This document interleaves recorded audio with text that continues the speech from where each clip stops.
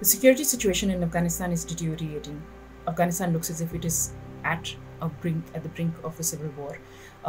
This is an increasing problem diplomatically as well as strategically for India, which has very little leverage with the Taliban. Any government now that comes into Kabul seems to will be dominated by the Taliban. The Taliban have been strategically increasing their violence ever since President Joe Biden has announced that he's determined to pull out American troops. There has been an increase, and they have actually captured border crossings between the north and western part of the country, thereby denying Kabul financial aid and leaving them dependent on only donor countries. And of course, as we know it, donor countries are losing interest, as well as ensuring that militarily no heavy equipment comes in, and if it does, it has to be airlifted. If you look at it, they started off with capturing the border between Tajikistan and Afghanistan, and then from there it went from Turkmenistan, Iran. The border between Iran and Afghanistan does $1.45 billion annually. That was a 2020 figure. They stand to gain the border between Afghanistan and Pakistan. Spin bulldog, and fighting continues fiercely there. This violence, which is like a horror story, a trailer really, that the Taliban is sort of showing the world because they want to be in control and want to gain legitimacy, seems to be working. Any negotiations, and regional capitals across the world, across the region, are actually scrambling to try and get the Taliban to talk to the Afghan government. Failing miserably, of course, at that, is putting the Taliban in firmly in the driver's seat. It seems that any negotiations will be dominated by them. They have tried. It's shock and awe. They've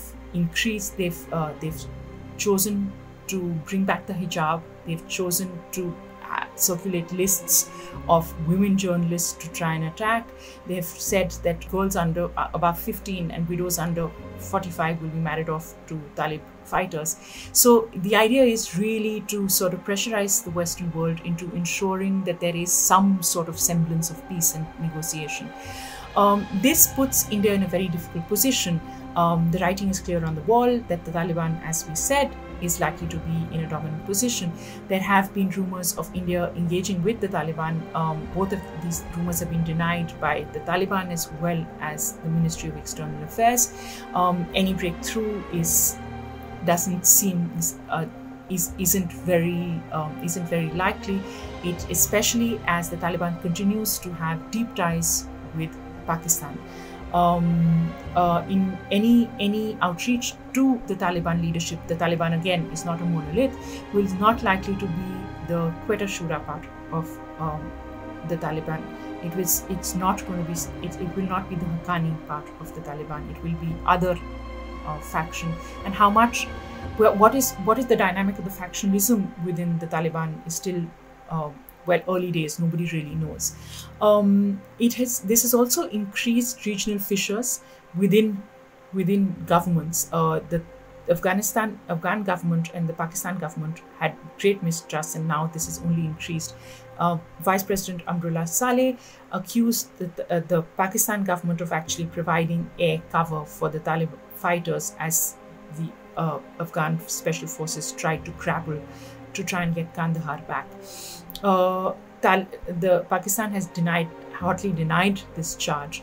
But one thing is clear that the civilian government too is a little concerned with the growing emboldenedness of the Taliban, and the Taliban coming closer to Pakistan is not likely to be very comfortable to Pakistan itself.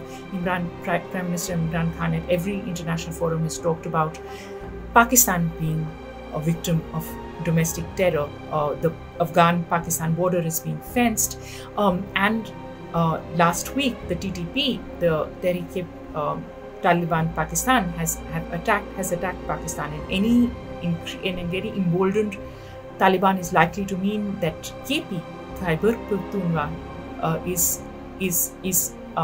Pakistan province, is likely to be under threat. So what left for New Delhi? Any inroads with the Taliban is likely to be were kept under wraps. So what does this mean to New Delhi? For India, this is a diplomatic bind. They have very little leverage with the Taliban, that is for sure. Today, the brutality of the Taliban came home again, strangely, oddly again, with Kandahar, as India lost award-winning photojournalist Danish Siddiqui, who was embedded with the Afghan security forces fighting to take back Kandahar city. So in some ways, it has come full circle for India too. They watch a country that they once had deep friendship with sort of be overtaken by or dominated by Taliban, which definitely has ties with Pakistan. Any government that is Taliban dominated is unlikely to have great ties with New Delhi, and that is a fact that New Delhi is going to have to face and find a way to deal with.